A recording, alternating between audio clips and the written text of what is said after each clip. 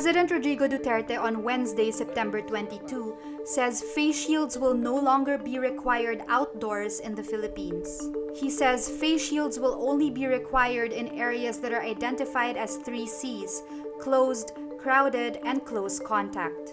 The Philippines is the only country in the world that requires face shields both indoors and outdoors. Meantime, vaccine czar Carlito Galvez Jr. says the government is eyeing to vaccinate minors aged 12 to 17 by mid-October as more children are getting infected with COVID-19. Galvez presents the proposal to Duterte, saying around 20 million more COVID-19 vaccines set to arrive in the first week of October are enough to cover some 12 million minors between 12 and 17 years old. COVID-19 vaccines made by Pfizer and Moderna have been granted emergency use authorization for minors as young as 12 years old in June and September, respectively.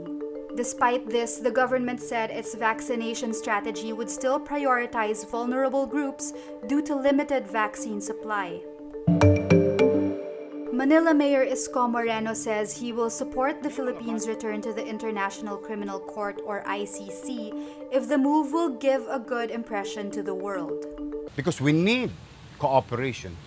We need the world. We cannot just live on our own as a country. We should continue honoring agreements. We should create certainty in our policy. Yes, why not? The Philippines' withdrawal from the ICC took effect in March 2019, a year after President Rodrigo Duterte declared that the country's membership to the court was never valid. On September 15, the ICC's pre-trial chamber opened a formal investigation into Duterte's drug war and the extrajudicial killings in Davao City when he was still mayor. Moreno does not categorically answer when asked if he would cooperate in the ICC chamber's probe, specifically in the event that the body would issue arrest warrants covering Duterte and other drug war officials. Definitely, I will not lift a finger to any John Does and Mary who happen to be being accused of such neglect or maybe crimes or maybe for whatever it is. No. Asked if he would provide the ICC with drug war documents to aid in their investigation, he says he will if they were public. Kung nandiyan dyan, o di, bakit ba hindi? Public documents yan. Situation, paano natin mapapaniwala ang kapitbahay natin kung tayo nagkukubli ng mga bagay-bagay? The Manila local chief emphasizes the rule of law will be observed if he becomes president. Need more context, clarity, and perspective? Get the full picture with Rappler Plus. With exclusive content and events, you'll get an opportunity to discuss issues with reporters, experts, and featured guests while helping Rappler continue its fearless journalism. Join now. Former Congressman Neri Colmenares says he will run again for the Senate in 2022. This as the left suffers successive blows from the Duterte government. In a tweet Thursday, September 23, Colmenares confirms his plan to run for senator. He hopes people can include him in their list. This will be Colmenares' third senatorial bid. He ranked 24th in the 2019 senatorial elections, a race for 12 that was dominated by allies of President Rodrigo Duterte. He also ran for the Senate in 2016 but lost. Colmenares is the chairperson of the Progressive Party list Bayan Muna and also of the National Union of People's Lawyers. Both of the groups, along with other progressive groups, have been red-tagged in recent years. The family of artist Bree Jonson decides to let the National Bureau of Investigation or NBI conduct a second autopsy in Manila to uncover the truth about her September 18 death in San Juan, La Union. This comes after the Philippine National Police Crime Laboratory released the results of an autopsy which says Johnson died of asphyxia or lack of oxygen.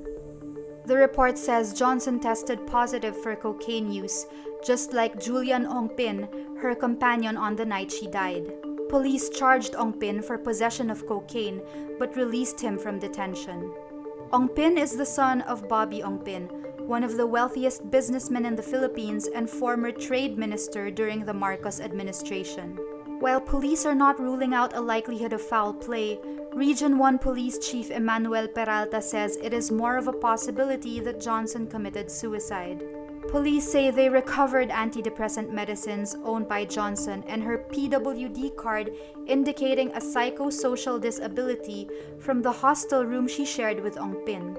But the legal counsel of Johnson's family says the initial medical legal report showed signs of struggle. Bruises were found in some other parts of Johnson's body other than her neck.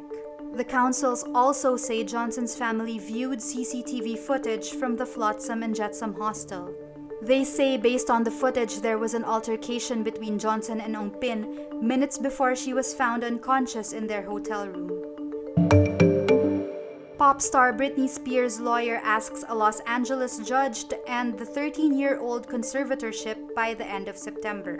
In a filing submitted to Los Angeles Superior Court, lawyer Matthew Rosengart asks for Spears' father Jamie to be removed from the conservatorship by September 29 and that a temporary replacement be named to wind down the arrangement. Jamie set up the court-sanctioned arrangement that governs his daughter's personal affairs and roughly $60 million estate in 2008. Spears told the court in June her father was controlling and that she wanted out of the conservatorship. But in a surprise move, Jamie eventually supported ending the conservatorship, saying circumstances changed. The case was thrust into the spotlight in part by fans who started a #FreeBritney campaign on social media and a New York Times documentary. Netflix plans to release a new documentary about the case on Tuesday, September 28, the day before the next court hearing.